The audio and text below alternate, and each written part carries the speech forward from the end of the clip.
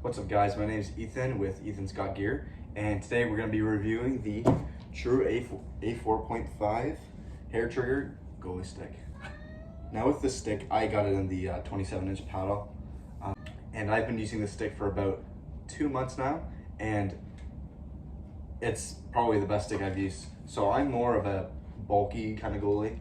I've got Vaughn V6s. I would go from like a hyperlight, more of a lighter kind of pad, but that's just not my style.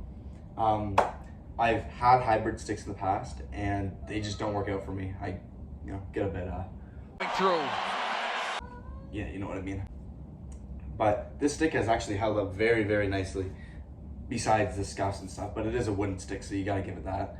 It's got more weight to it, which personally I like. I don't know if that's just me or if that's an actual thing, but so I bought this for around 80 bucks Canadian, and like I said, it's held up a lot better than my other sticks.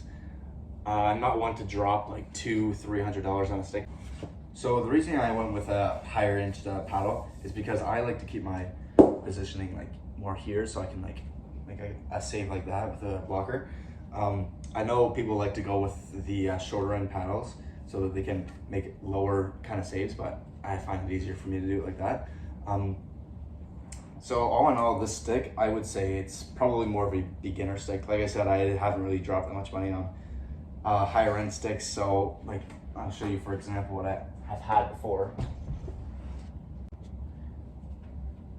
So for example, I had the Price P1. See, this is a 25-inch paddle. It's the same height as this one. Well, ish, close enough, but it's not that far off. But it is a hybrid, so it's a lot lighter, but that also causes it to completely snap right down the middle. I don't know if you can see that, but it literally snapped right down the middle. So if I try to bend it, put it down on the ice with my weight, it will literally flex, and I'm not risking breaking this because it's a cool looking stick. Like, who's gonna lie about that? I don't like the stick that much, but it is a very nice looking stick. I also have the Eflex 5.5 P4. This is a 26-inch paddle, so as you can see, it's a bit bigger than the other one, but still not as big as the 27-inch. But they are around the same height. So,